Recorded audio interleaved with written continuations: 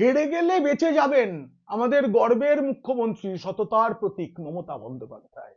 মাথা খারাপ হয়ে গেছে, মাথা খারাপ হয়ে গেছে, রাজ্য সরকারের মাথা খারাপ হয়ে গেছে। লক্ষ্মীর ভান্ডার প্রকল্পে মাথাপিছু 500 টাকা করে বাড়ানো হলো, সেটা ভোটে জেতার জন্য। আসলে কিন্তু ভোটে হেরে গেলেই বেঁচে যান তিনি। ফেব্রুয়ারি মাস থেকেই নাকি কার্যকর হয়ে যাবে ওই অতিরিক্ত 500 টাকা। কিন্তু কোথা থেকে টাকা দেওয়া হবে? প্রচুর টাকা ধার করতে হবে, তো এখনই এমনিতেই ধার করতে হবে, কারণ বকেয়া ডিএর 100% কিন্তু মিটিয়ে দিতে বলেছে সুপ্রিম কোর্ট। 25% ইমিডিয়েট দিতে হবে। ইমিডিয়েট মানে সপ্তাহ খানেকের মধ্যে, বাকিটাও দিতে হবে। তার জন্য যে টাকা দরকার সে টাকা রাজ্যের নেই। ইমিডিয়েট যদি ওই টাকা দিতে হয় 14,000 কোটি টাকা ধার করতে হবে বাজার থেকে। সেই সঙ্গে ফেব্রুয়ারি থেকেই লক্ষ্মীর ভান্ডারের উপভোক্তাদের টাকা দিতে হলে আরো ধার করতে হবে। কোনো উপায় নেই, যেভাবেই হোক যেভাবেই হোক।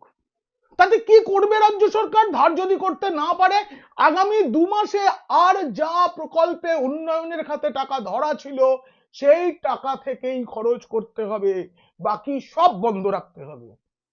কারণ রোজগার বাড়ানোর তো কোনো উপায় নেই বছরের একেবারে আর্থিক বছরের একেবারে শেষ দিকে এসে।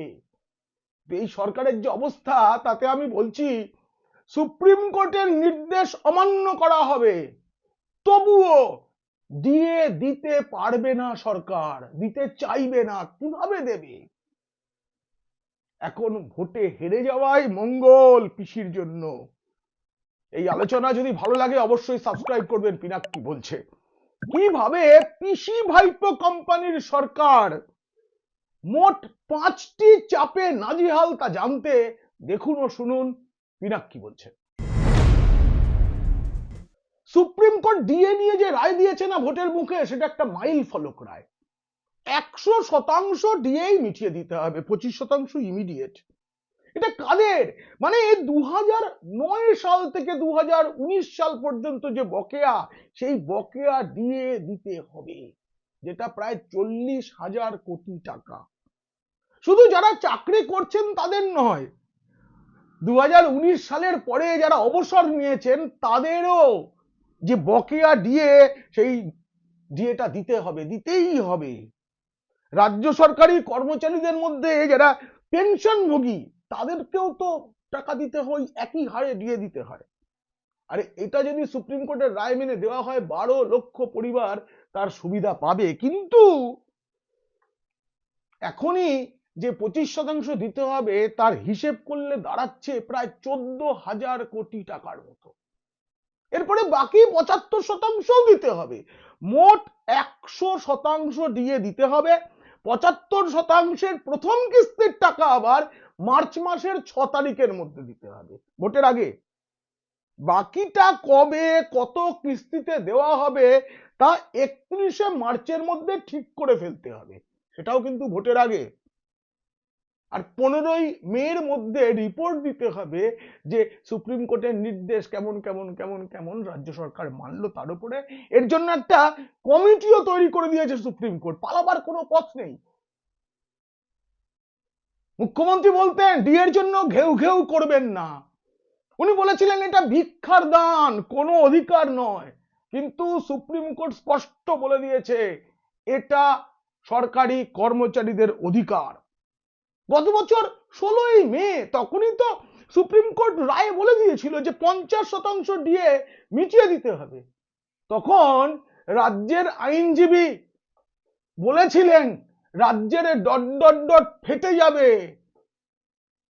মহামান্য হুজুর বিচারপতি, আপনি এটা 25% করুন, তা না হলে সরকারটা চলবে না, এই টাকাটা দিতে গেলে সরকারের ডট ডট ডট ফেটে যাবে। তার জন্য সুপ্রিম কোর্ট বুঝেছিল, বুঝে রাজ্য সরকারের প্রতি সহানুভূতি দেখিয়ে 25% দিতে বলেছিল, সময়সীমা বেঁধে দিয়েছিল, কিন্তু রাজ্য সরকার দেয়নি, উল্টে আবার মামলা করেছিল সময়েছে। আর তাতে 25 বা 50 নয়, 100% মিটিয়ে দিতে বললো। আমি তখন সুপ্রিম কোর্টে রাজ্যের আইনজীবী যে কথাটা বলেছিলেন সেই কথাটাই আজকে বলছি। এখন যে অবস্থা, সব মিলিয়ে রাজ্য সরকারের ডট ডট ডট ফেটে যাবে নয়, যাচ্ছে। আজকে বাজেট ঘোষণায় নতুন করে 4% ডিএ বৃদ্ধির ঘোষণা করা হয়েছে। তাতেও কেন্দ্রের সঙ্গে রাজ্যের যে ডিএর ব্যবধান, সেটা 36% রয়ে যাচ্ছে। তবে মনে রাখতে হবে, আজকে সুপ্রিম কোর্ট যে রায় দিয়েছে তার সঙ্গে এই যে কেন্দ্রীয় হারে ডিএর যে বিষয়টা, সেটা এর সাথে সম্পৃক্ত নয়, সেটা আলাদা মামলা। মানে তা নিয়েও কিন্তু সরকার চাপে। তার কারণটা কোথায় জানেন তো? বিজেপি, এই রাজ্যে প্রধান বিরোধী দল, তারা বলতে পারবে যে আমরা শুধু এই ডিএর বকেয়াটা মিটিয়ে দেওয়া নয়, তারপরে আমরা কেন্দ্রীয় হারে ডিএ চালু করতে পারবো। এবং সেটা মানুষ বিশ্বাস করবে এই জন্য যে অতীতে এমন ঘোষণা করে বিজেপি ক্ষমতায় এসেছে আমাদের পাশের রাজ্য ত্রিপুরায়, এবং তাদের কেন্দ্রীয় হারে ডিএ দিচ্ছে এবং 7ম পে কমিশন দেওয়া হচ্ছে। এই রাজ্যে তো সরকারি কর্মীরা 6ষ্ঠ বেতন কমিশন পান। আজকের বাজেটে 7ম বেতন কমিশন ঘোষণা করা হয়েছে, আর কেন্দ্রের 8ম বেতন কমিশনের রিপোর্ট এসে গেলে। আর বিজেপি তো এটা বলতেই পারে আমরা আগে করে দেখিয়েছি। এবার কেন্দ্রের যে 8ম বেতন কমিশন, একেবারে রাজ্যের কর্মীরা 6ষ্ঠ থেকে লাফিয়ে 8ম কমিশনের বেতন পাবেন। কিন্তু টাকাই তো রাজ্য সরকারের কাছে নেই। দেখুন, এই যে বাজেট ঘোষণা করা হলো আজকে, চন্দ্রিমা ভট্টাচার্য করলেন, সেটা কিন্তু ভোট অন অ্যাকাউন্ট। মানে আগামী সরকার ক্ষমতায় আসার আগে যেটুকু সময়, তার মধ্যে কি কি করব তার জন্য ঘোষণা। তার মধ্যে কিন্তু সরকারের এতটা খরচ বাড়িয়ে দেওয়া, এটা ভোটের প্রতিশ্রুতি, এটা দেওয়া যায় না। তিনি অনেক কিছু ঘোষণা করেছেন, এদের ভাতা বাড়বে, ওদের ভাতা বাড়বে, লক্ষ্মীর ভান্ডার ছাড়াও মহিলা ভোট পাওয়ার জন্য, মহিলাদের খুশি করার জন্য অনেক কিছু ঘোষণা করেছেন। কিন্তু আদৌ তো টাকাটা দেওয়া যাবে না, কারণ গতবারের যে আর্থিক বাজেট, তাতে যে ঘাটতি ছিল, এবার ঘাটতি আরো বেশি। গোটা টাকাটাই ধার করে দিতে হবে। গত বছর আবগারি দপ্তর থেকে বলা হয়েছিল 22,500 কোটি টাকা লাভ করতে হবে, সেটা করা গেছে। আরো বাড়াতে হবে লাভ, মদ বিক্রি বাড়াতে হবে রাজ্যে। কিন্তু আপাতত তো 15,000 কোটি টাকা প্রায় ঋণ নিতেই হবে, কারণ ওই লক্ষ্মীর ভান্ডারের এক্সট্রা টাকা দেবে। কিন্তু রাজ্যের যে অবস্থা না, নতুন করে ঋণ নেওয়াও মুশকিল। একটা সরকার এক বছরে কত টাকা ঋণ নিতে পারে বাজার থেকে, তারও তো কিছু নিয়ম আছে। যদিও আমাদের সরকার নিয়মটি মতো মানেন না। তা না হলে দেখুন, আজকে যে বাজেট পেশ করা হলো, সেই বাজেটটা 2026-27 এই অর্থবর্ষের বাজেট। তার মধ্যে 2025-26 অর্থবর্ষের খরচ কি করে করা যায়। এই যে ফেব্রুয়ারি থেকে লক্ষ্মীর ভান্ডার বাড়ানো হবে, সেটা তো চলতি অর্থবর্ষের, আর বাজেট তো হয় পরবর্তী অর্থবর্ষের জন্য। তাহলে কি করতে পারে রাজ্য সরকার? যেটা করতে পারে, আগামী বছরের বাজেটে যে ঘাটতি, সেটা পূরণ করার জন্য ঋণ নিতে হবে। সেই ঋণটা আগে ভাগে নিয়ে নেওয়া যায় কিনা, সেই পথটা খুঁজবে রাজ্য সরকার। রাজ্য সরকার খুঁজতে হবে, কারণ মানে 4% ডিএ বেড়ে গেল, অঙ্গনওয়াড়ি কর্মীদের 1000 টাকা করে ভাতা বৃদ্ধি করা হয়েছে, পার্শ্ব শিক্ষকদেরও 1000 টাকা করে বৃদ্ধি করা হয়েছে। খুব ভালো, খুব প্রয়োজন। এত কম বৃদ্ধি ঠিক নয়, আরো বেশি বৃদ্ধি দরকার। কিন্তু টাকাটা কোথায়? টাকাটা কোথায় আমার মাথায় ঢুকছে না। আগামী বছরের জন্য যে বাজেট, তার ঘোষণায় চলতি বছরের খরচের কথা কি করে বলা যায়? এতে গেল একটা বিপদ, আরো আছে। এক এক করে আমি একটা বিপদ বললাম, আরো 4টে বিপদের কথা বলবো। তবে সুপ্রিম কোর্ট যে নির্দেশ দিয়েছে না, সেটা কার্যকর করতে করতে রাজ্যে নতুন সরকার এসে যাবে। কারণ 5ই মে রাজ্যে নতুন সরকার গড়তেই হবে, যদি রাষ্ট্রপতি শাসন না হয়, ভোট যদি পিছিয়ে না যায়, তবে গড়তে হবে। তার আগে যদি মমতা বন্দ্যোপাধ্যায় হেরে যান কোনোভাবে, তিনি বেঁচে যাবেন তিনি। কারণ সুপ্রিম কোর্টের রায় তো সরকারকে, সেখানে তো কোনো মুখ্যমন্ত্রী বা দলকে দেওয়া হয় না। মুখ্য সচিব, অর্থ সচিব, তাদেরকে বলা হয় এটা করতে। তখন যিনি মুখ্য সচিব, অর্থ সচিব থাকবেন, তাকেই করতে হবে। তখন তিনি কালীঘাটের বাড়ির খাটে বসে পা দোলাবেন। যা করবে সব বিজেপি সরকার করবে। সব মিলিয়ে সুপ্রিম কোর্টের এই যে ডিএনএ রায়, সেটা রাজ্য সরকারের উপর যেমন আর্থিক চাপ বাড়লো, ঠিক তেমনি রাজনৈতিক অঙ্ক ভোটের আগে সেটাও বদলে দিল। আমি আগেই বলেছি, বিজেপির পক্ষে এই প্রতিশ্রুতি দেওয়া এবং রক্ষা করাটা কঠিন নয়। তারা কেন্দ্রে ক্ষমতায়, ডবল ইঞ্জিন সরকার, অনেক কিছু পারে। এইবার বলি দ্বিতীয় বিপদটা, এসআইআর। মুখ্যমন্ত্রী সুপ্রিম কোর্টে গিয়ে সওয়াল টওয়াল করে এলেন, দেখলাম। তারপরে এমন হাবভাব তৃণমূলের জন্য পিছিয়ে একদম রাজা উজিয়ে মেরে দিয়ে চলে এসেছেন। কিন্তু সুপ্রিম কোর্ট তার কথা শুনে কোনো কিছু রায় দেয়নি। যা যা বলেছে সেগুলো এমনিই হতো।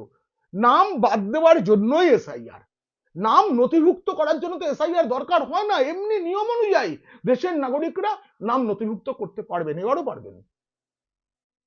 পরের শুনানিতে নির্বাচন কমিশন মারাত্মক পরিকল্পনা করেছে। আপনাদের জানিয়ে রাখি, মমতা যে এই রাজ্যের কর্মী যারা ইআরও হয়েছেন, এইআরও হয়েছেন, তাদেরকে হুমকি দিয়েছিলেন এসআইআর শুরুর আগে আগেই, যে আপনারা মনে রাখবেন কিন্তু আপনারা রাজ্য সরকারের কর্মী, বেতনটা আমরা দিই, ভোটের পর কমিশন চলে যাবে, আমরাই তখন থাকবো। এই যে হুমকির রেকর্ড, এটা সুপ্রিম কোর্টে জমা পড়তে পারে।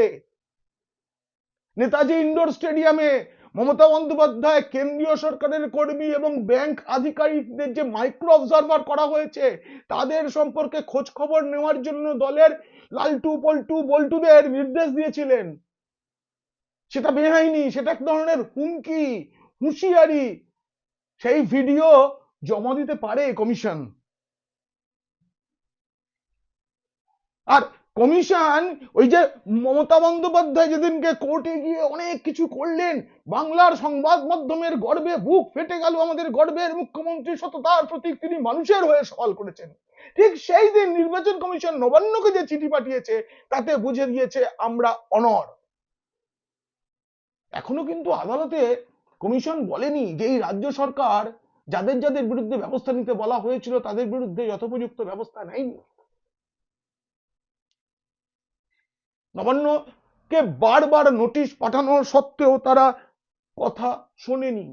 একই সঙ্গে মুখ্যমন্ত্রী যেটা বলেছেন, সুপ্রিম কোর্টে দাঁড়িয়ে বলেছেন, মহামান্য সুপ্রিম কোর্ট আপনারা নির্দেশ দিয়েছিলেন আধার কার্ডের মান্যতা, কিন্তু সুপ্রিম কোর্ট কিন্তু আদৌ আধার কার্ডের মান্যতা দেয়নি। তখন বলা হয়েছিল আধার কার্ডটা আবেদনের জন্য নেওয়া হতে পারে, কিন্তু প্রমাণ ওই 13টা কমিশন যেটা ঠিক করে দিয়েছে। ফলে কোর্টে যে অসত্য বলা হয়েছে সেটাও কিন্তু কমিশন কোর্টে তুলতে পারে। এবং আরো একটা অভিযোগ করেছেন মুখ্যমন্ত্রী কোর্টে দাঁড়িয়ে, যে অন্য রাজ্যে একরকম নিয়ম, পশ্চিমবঙ্গে আর একরকম নিয়ম। এইটাও অসত্য, অর্ধসত্য না, অসত্য। এই যে মিথ্যা ভাষণ কোর্টে দাঁড়িয়ে, সেটাও কিন্তু সুপ্রিম কোর্টে উঠতে পারে। 2 নম্বর বিপদটা বুঝতে পারছেন তো? 3 নম্বর বিপদটা আরো মারাত্মক। ইডির তল্লাশির সময় প্রতীক জৈনের বাড়িতে ডাকাতি, তার শুনানি আগামী সোমবার দুপুর 2টায়। অলরেডি সুপ্রিম কোর্ট তার লিস্ট বের করে দিয়েছে। আসল মামলা তো ওইটা, সেই যে তিনি ফাইল, ল্যাপটপ, মোবাইল সবকিছু নিয়ে এসে অনেক কিছু বললেন না সাংবাদিকদের সামনে, ওটাতেই তিনি ফেসে গেছেন। তিনি প্রকাশ্যে বলেছিলেন সব নিয়ে চলে এসেছি আমি। পরে সুপ্রিম কোর্টে জমা দেওয়া হলফনামায় তিনি বলেছেন ইডি নাকি সবকিছু তাকে দিয়েছে, এটা শুনলাম। এবং তিনি এটাও বলেছেন ইডির বাজেয়াপ্ত করা কোনো নথি তিনি নিয়ে আসেননি। এদিকে ইডি তো আগেই কোর্টকে বলে রেখেছে যে আমরা প্রতীক জৈনের বাড়ি থেকে আদৌ কোনো কিছু বাজেয়াপ্ত করিনি, তাহলে ইডির বাজেয়াপ্ত করা জিনিস নিয়ে এটা বলার কোনো অর্থ হয় না।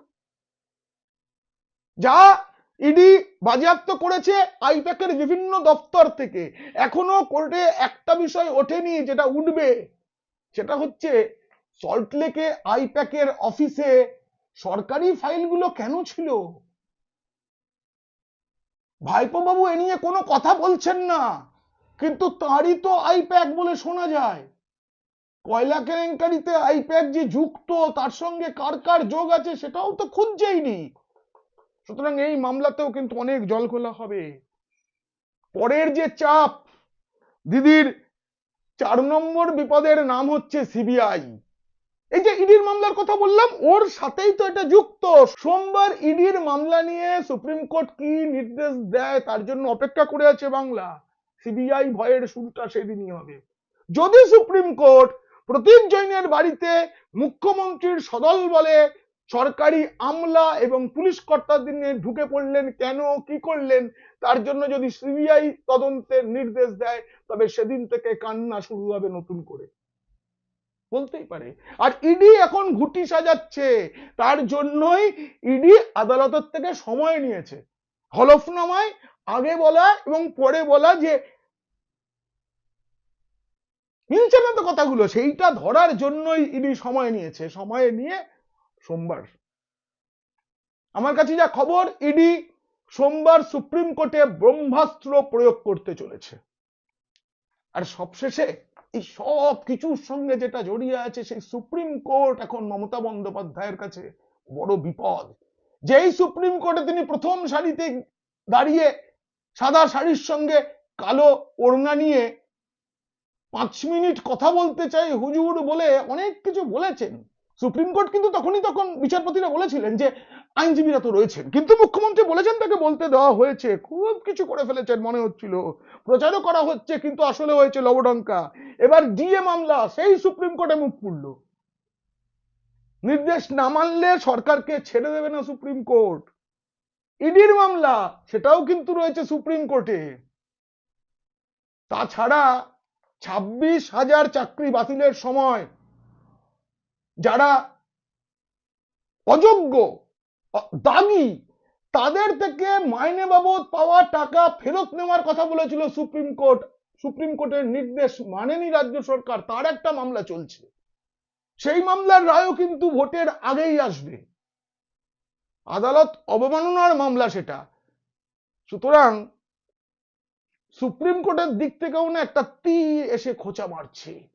চতুর্দিক থেকে নাজেহাল পিসি ভাইপো কোম্পানির সরকার। এই সরকার না, বাংলার মানুষ ভাবছে এই সরকারটা চলে গেলে বাঁচি, এই সরকারটাও হয়তো মনে মনে ভাবছে আমরা চলে গেলেই বাঁচি, কিন্তু যেতে চাইবেন না, ক্ষমতার মোহ।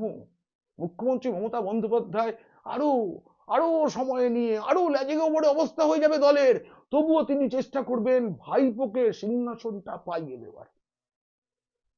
এই আলোচনা কেমন লাগলো জানিয়ে অবশ্যই মন্তব্য করবেন। ভালো লাগলে বন্ধুদের, খারাপ লাগলে শত্রুদের শেয়ার করবেন। আপনারা খুব খুব ভালো থাকবেন।